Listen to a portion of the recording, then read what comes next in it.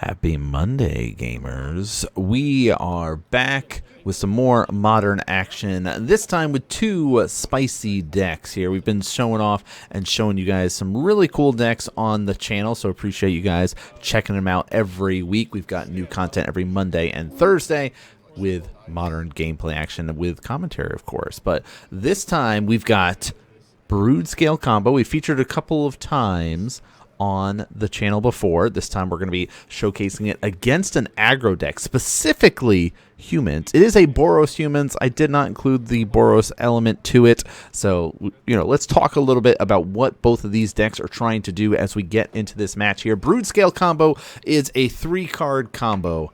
You need to utilize, of course, our Eldrazi powerhouses using things like Basking Broodscale. You're going to be using things like our Glaring Fleshraker and Walking Ballista. Like, you're having these tools and pieces, but really the whole goal is to get a Basking Broodscale out and a Blade of the Blood Chief. This is a equipment that says whenever a creature dies, put a +1 counter on equipped creature. So of course, a Basking Broodscale says whenever one or more +1 counters are put on it, you create an Eldrazi spawn that you can loop and then make a giant Basking Broodscale, make it into like a 200. And then if you have something like a Glaring Fleshraker, whenever a colorless creature enters the battlefield, you get to deal 1 damage to an opponent. Now, on the other side of things, we do have our humans list.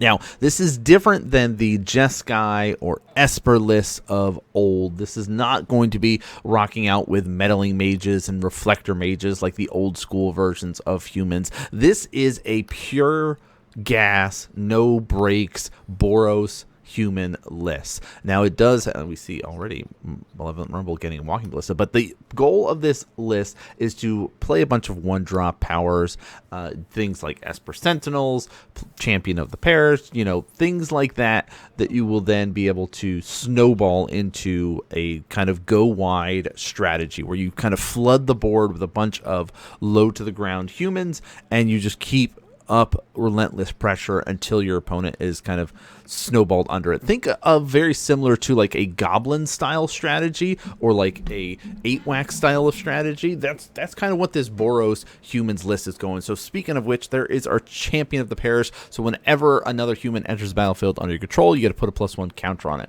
Also utilizing our Esper Sentinel here to help get us some card advantage against those non-creature decks that are, of course, very dominant and prominent in the modern meta here. So it's going to be really a kind of one side is going to just be turning creature sideways and trying to race and burst down their opponent before they can assemble some combo pieces. Of course, Urza Saga is going to add a little bit of annoyance here, and here is one of those combo pieces that we need to be aware of. It is just a 2/2 Eldrazi drone here. It's the Glaring Fleshraker. Now, whenever you cast a colorless creature, you get a Eldrazi spawn, and then whenever a colorless creature enters, you of course get to do that little bit of drain effect. Now, there are other ways that players have been utilizing and building these types of decks. Oh, but here, okay, before I get sucked down the rabbit hole of what cool stuff the Broodscale combo is, look at this chain of Burning Tree Emissaries. And this is why we can get away with this kind of Boros build, especially with this kind of follow-up here with some Lord of the Rings rally at the Hornburg here. So very cool. You just kind of chain a bunch of creatures, because, of course, the Burning Tree Emissaries are human. So it's going to make our champion bigger. It's going to make us to be able to create a bunch of dudes. And then our our rally at the Hornburg makes more tokens and then gives all of our humans that we control haste until the end of turn. So that's like a nice big go wide, like we were talking about, and really burst down. So if you are not running a combo and you're running just kind of the traditional removal stuff, you are going to really have to be very careful, because already a 5-power champion is going to be bringing the beats here. So now it's going to be up to our Broodscale player. How are they going to react with things?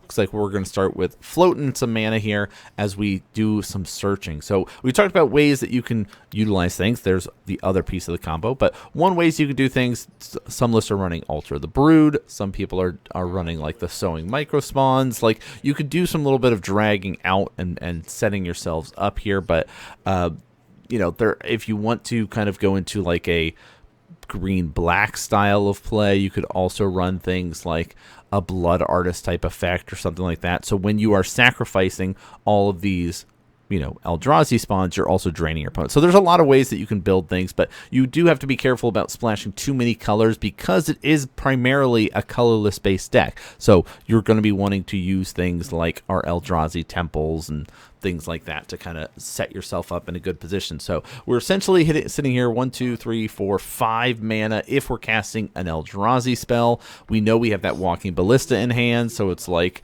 okay, how are we going to be able to utilize it? It looks like we'll do the Walking Ballista for 4 here. Now, but the nice thing is we get a trigger. Glaring Flesh Raker will be able to, of course, get us an Eldrazi spawn, draining 2 there because every time that's a colorless creature entering the battlefield, and then we'll just pop that immediately to put our little blade of the Blood Chief onto Walking Ballista. Another little bit of a bobble shenanigans here, which of course will allow us to be able to create another spawn, because whenever you cast a colorless spell, you always create that spawn. You only drain off of creatures though. So we get 1 extra drain here from the Glaring Flesh Raker here. But one thing to note is that if the Walking Ballista starts to shoot and kill those 1/1 tokens, right, move, counter, shoot it, kill it off, we'll basically just keep our count the same. So that means any 1 toughness token is immediately getting gobbled up by the Walking Ballista.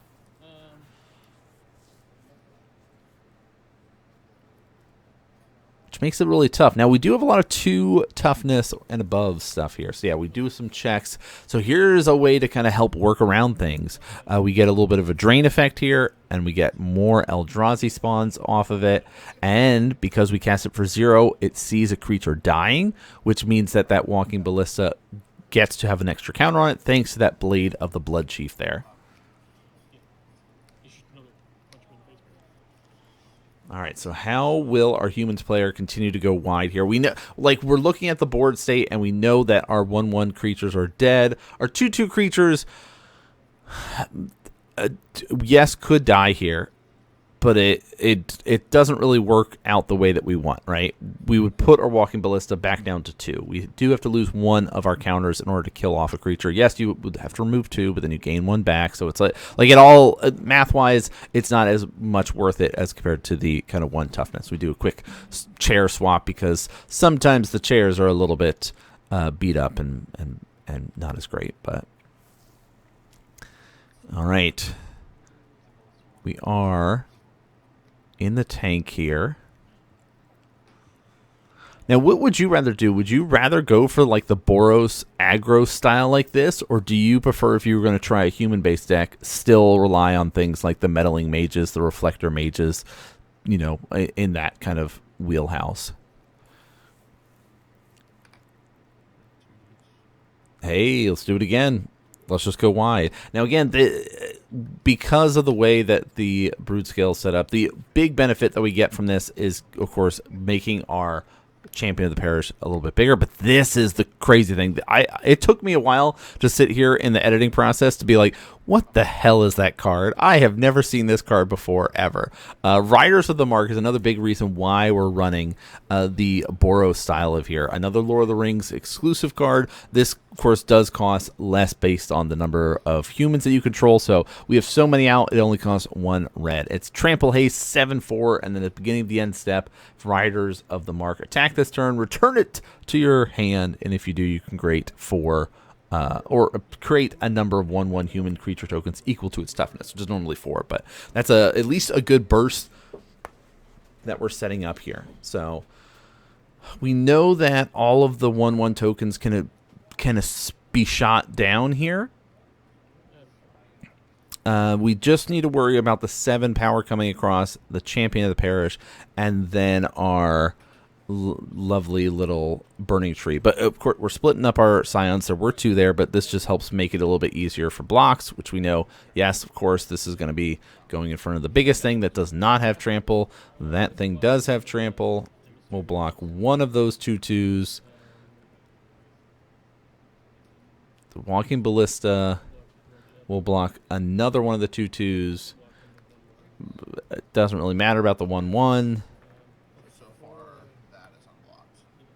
So far, we've got these 3 tokens and the 7 power of the Riders of the Mark coming across here. Before damage. Yeah, he says I would remove this, ping this, ping this, ping this. Bam, bam, bam. Shoot these 4 things. Counters stay the same. Remove 2, shoot the other burning tree, go back up 1, sitting at 2. 7 to the face here, dropping to 5. Eldrazi spawns die, but we are left with all of our creatures. Now, here's the question. Because I'm not familiar with this card, I don't know if Riders of the Mark has to return to the hand or not. I've never played against this card, never played this card. I'm also not much of a red player. I will, of course, run red in like an Izzet list or a Jeskai list or, like Grixis, but red is not my predominant color. You guys know I'm more of a blue-black player or blue-black-green personally. So, the Riders of the Mark says at the beginning of your end step, if they attack this turn, return it to your hand. So I don't think it's a May ability.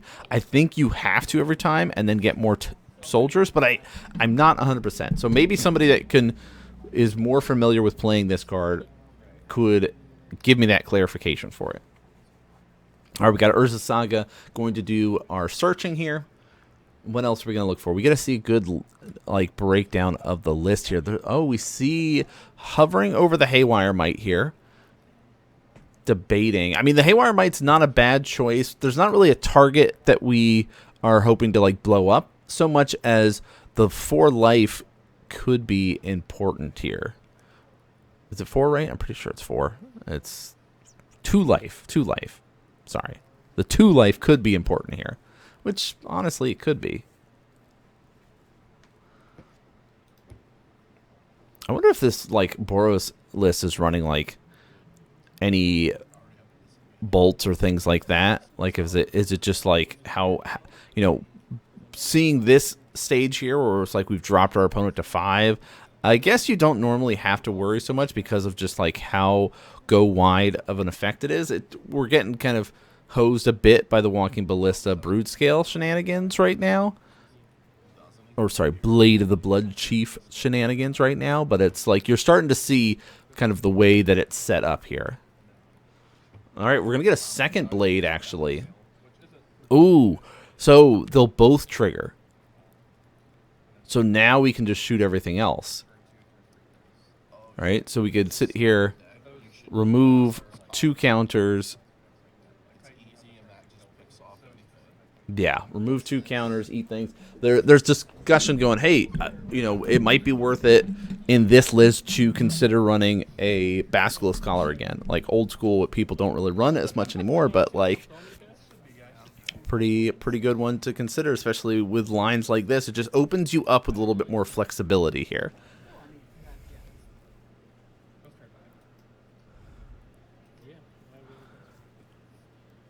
All right, we're passing the turn.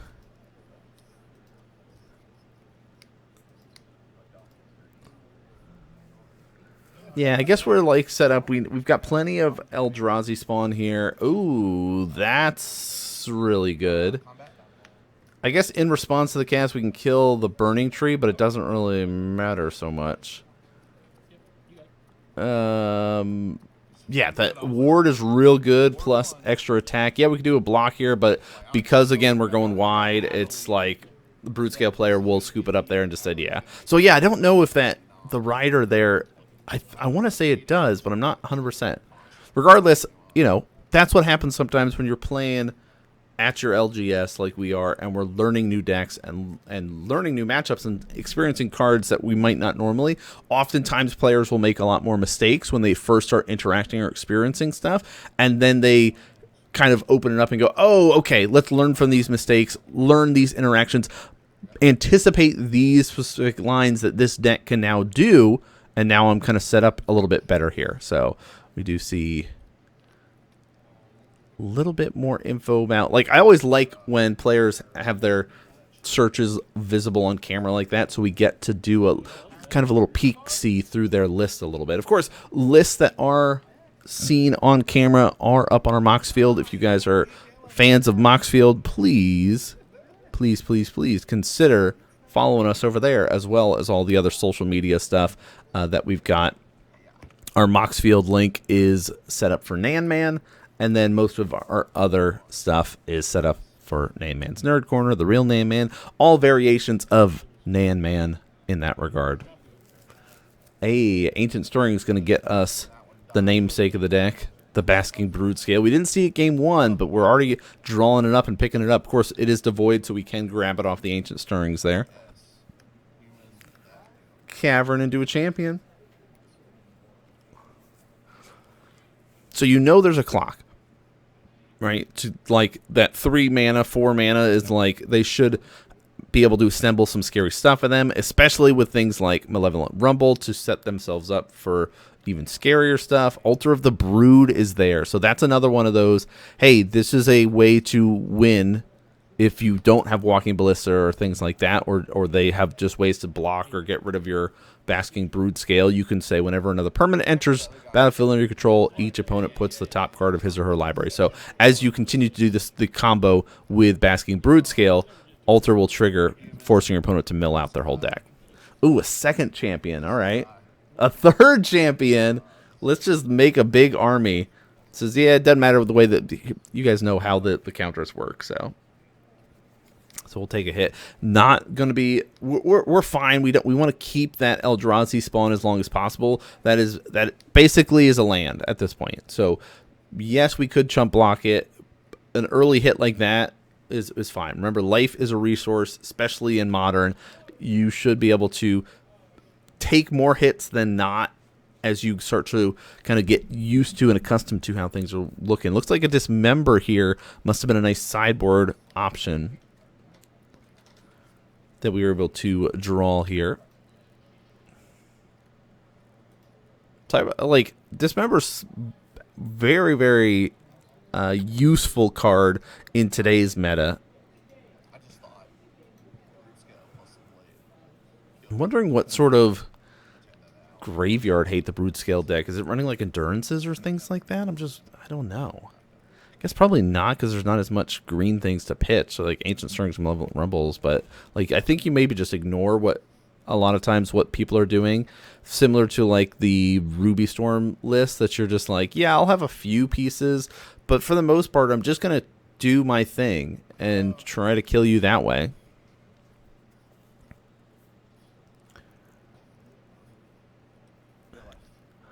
Paying some life. What do we got? Oh, Adeline's nice.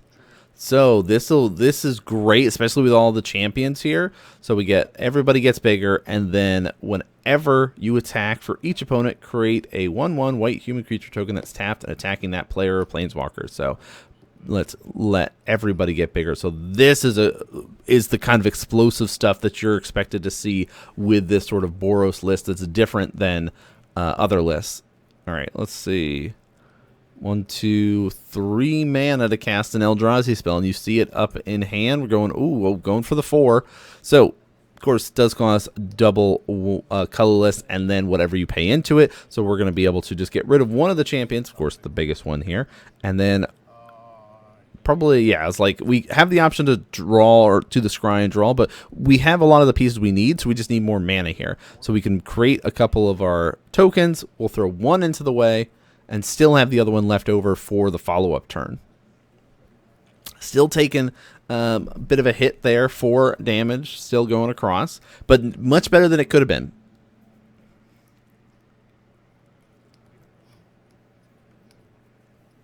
All right, Haywire Might's still there for some life gain options, but there is the Basking Broodscale.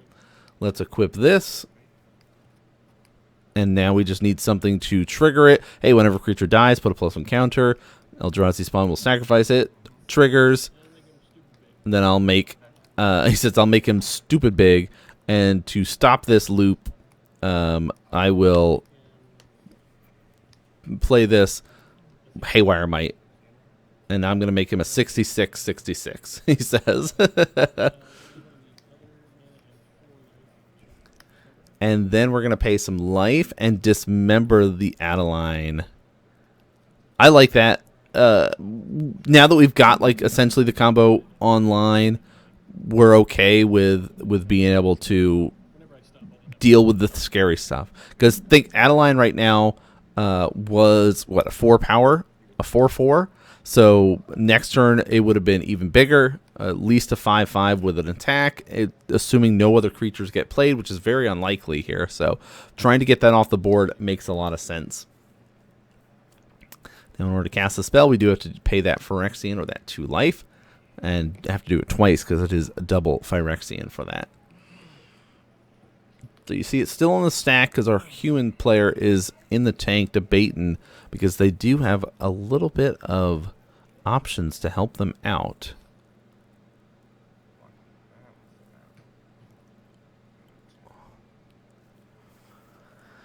So the big thing here is the math stage, right? The one benefit that the humans list has is that go wide ability. So it can just say, okay, my biggest thing's getting eaten no matter what by your big thing. But how much damage can I do assuming you block my biggest thing? Right now, Adeline, if Adeline lives, right, Adeline will get blocked. The other champion gets blocked, and both champions die, right? So we don't fight over it. We're fine. Adeline's good to go to the graveyard. I don't know. I feel like if we had it, might as well use it, right? Esper Sentinel triggers.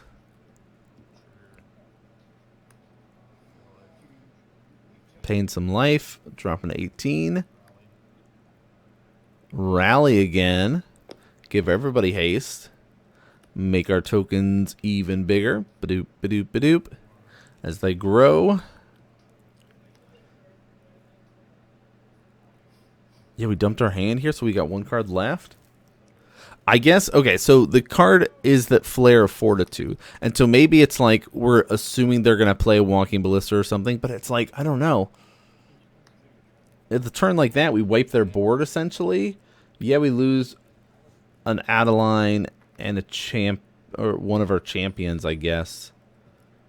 But I feel like, because the Flare gives life total can't change, and permanents you control gain hexproof and indestructible.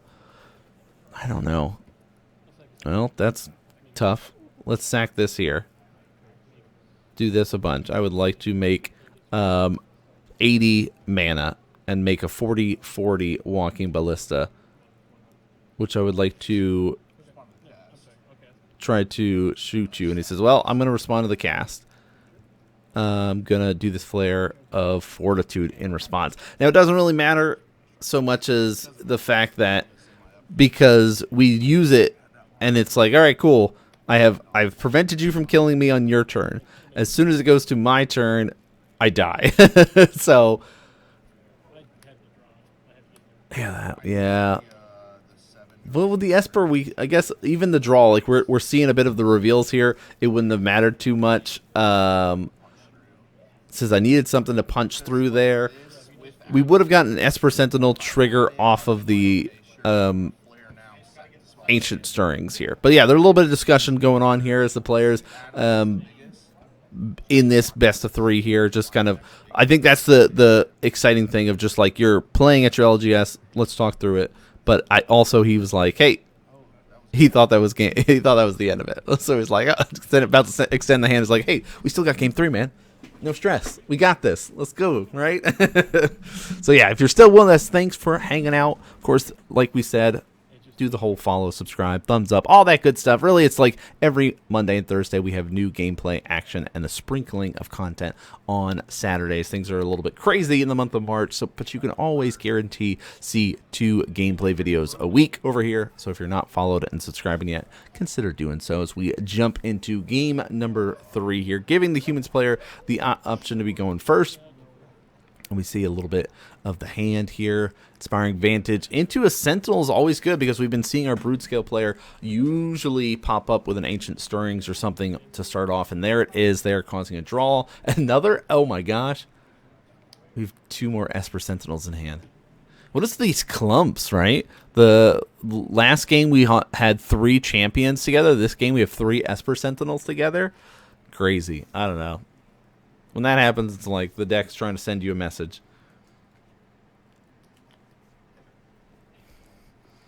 All right, we're in the tank a little bit here, debating about what to grab. Okay, Springleaf Drum. That kind of gives us a little bit of info about how they're feeling about their mana. Or also could be that maybe the rest of the stuff was just not that great. Maybe it was just a bunch of mana, and at least this is a colorless spell that we could maybe make a creature off of Glaring Fleshraker there. But not getting a land drop there, so really going to be relying on our Esper Sentinels to try to make something happen. All right, doing some more fetching. Another forest.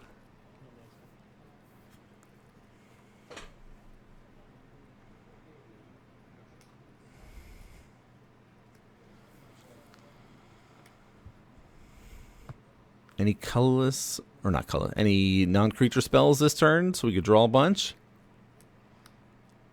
Ah, okay. Trigger. He says, no, not the first one.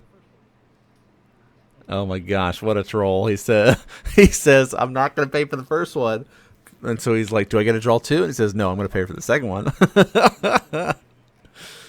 All right, Champion's pretty nice, and there's the other Esper Sentinel. Let's send the team. Not that crazy burst damage this turn, but at least still set up if there's any more non-creature spells. So, like, if the Blade of the Bloodchief gets played or things like that, it could get a little bit crazy. But the Eldrazi Temple, so we essentially could have 1, 2, 3, 4, 5 mana this turn, depending on how things go. Let's see, 3 for the Fleshraker.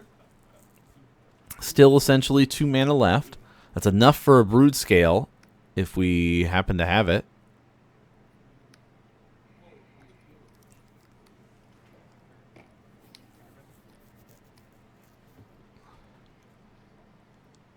Ooh.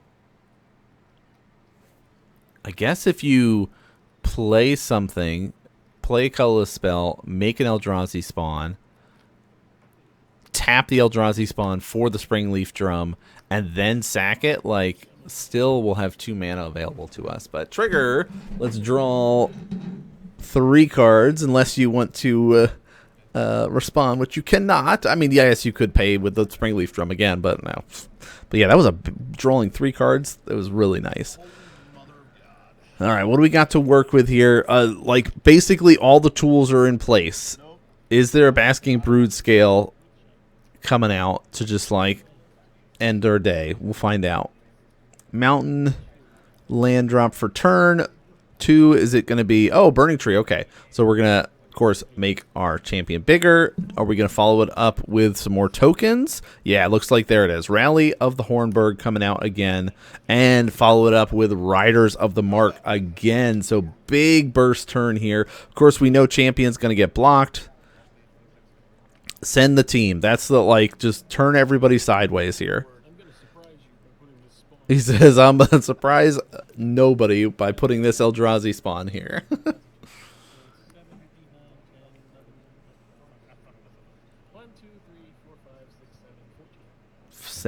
14 damage total coming across.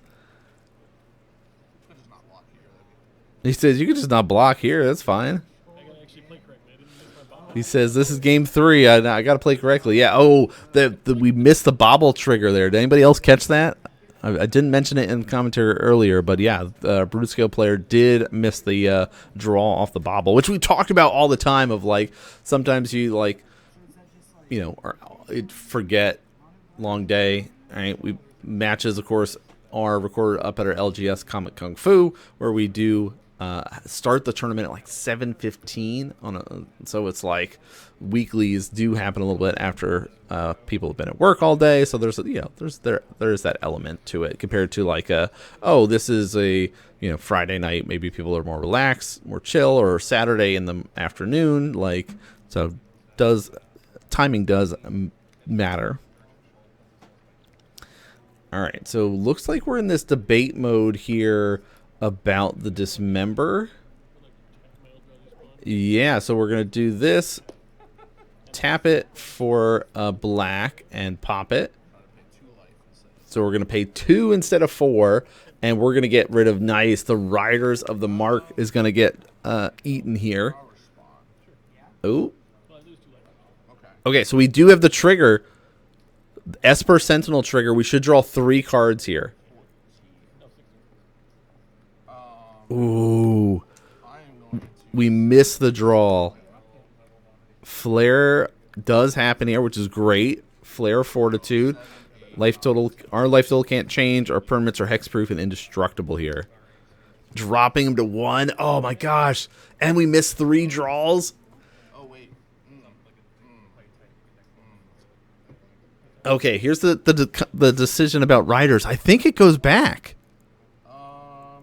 I think it does. I can return it and make 4/1/1. It says I can return it. I don't know if it's like a May ability though, because it's worded weird. I just haven't looked it up. I don't know. So it says the beginning of your end step. If Rider of the Mark attack this turn, return it to its owner's hand. If you do, create a 1/1 white human soldier equal to the toughness. Yeah, I think so. I don't know. All right, let's see. Do we have it? We dropped our opponent to 1. Do we got a bolt or something to finish him off? I don't even know if the list is running lightning bolts, but I'm going to say it does. Because based on things like this, just having that way to finish our opponent off seems really useful.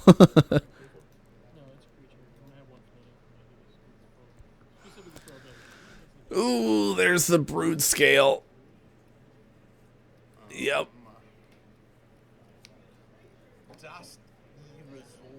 That resolves. Let's see. Or, no, sorry, we're debating whether it resolves. Could have another flare. I don't know. I mean, I still think, like, drawing 3 cards and digging a little bit more gives us the option to be able to find another flare at least. Oh, okay. So we have a trigger off of our Flesh Raker here. It's a good way to do it. Put this Eldrazi spawn on top of my library.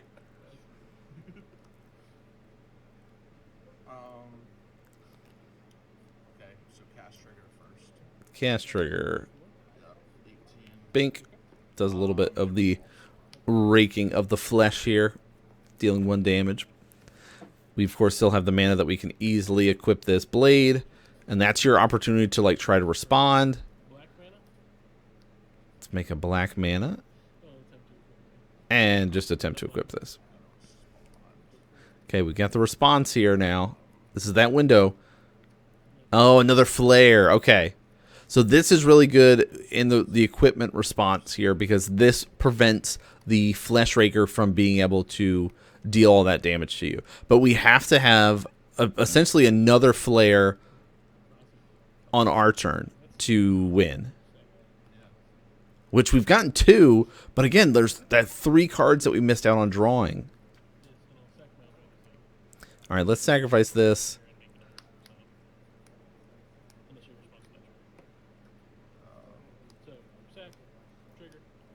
Sack, trigger. Oh, I've got another one. That's pretty good.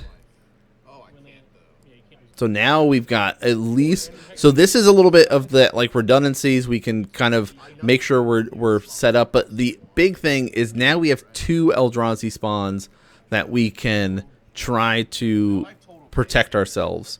Because if your opponent, if the Broodscale player only has 1, there's that window of opportunity that maybe we can respond, right? So we get the untap upkeep. I would like to float a mana trigger to put a +1 counter, start draining you, do this loop to kill you. Split second. Ooh, Angel's Grace. So the split second here helps a little bit. The only problem is we just pop the other one.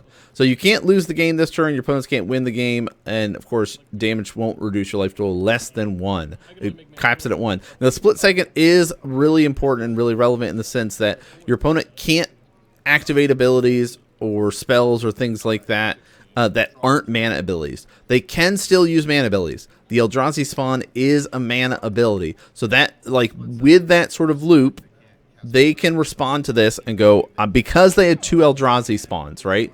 If they only had 1 and they go Angel's Grace, that's the top of the stack, and there's nothing, no other avenues to be able to do the loop. We see our humans player going through because they're talking through it right now under that assumption first that, oh, this resolved, you weren't able to do it. The split second kind of stops you type deal. Let's make a bunch of dudes, swing and go, and then there's the little bit of handshake. But based on these 3 things, we're set up here that because there was 2 of the 2 Eldrazi spawned, if there's 1, this works out in the human player's favor and they win. But because there was 2, Broodscale gets to go off and win there. So it does actually work out. And the players are going through and doing their discussions and trying to work through it and figure it out and, like, explaining, okay, I can respond with mana abilities. Hold on a second. Let's make sure it all makes sense in the way that this works. You know, life total can't change, or it can't go below 1. It can still change. Like the flares, I wonder what the top 3 cards were. I mean, the Angel's Grace is amazing. Like Angel's Grace, the Flare, those are awesome cards to bring in against it. So now they go through and they're doing that discussion here. But yeah, this only worked out for our Broodscale player to survive there because of those double Eldrazi spawns. But really cool, really exciting one to show you guys, especially because these are 2 decks we don't see as often. So both players were learning it. We were learning it here on the video for all of you guys watching at home. So hope you guys enjoyed it. Again, every Monday and Thursday we do have more gameplay action for you to be able to enjoy. But that's going to do it for this episode. Thanks so much for tuning in and watching, everybody, and I'll see you all next game.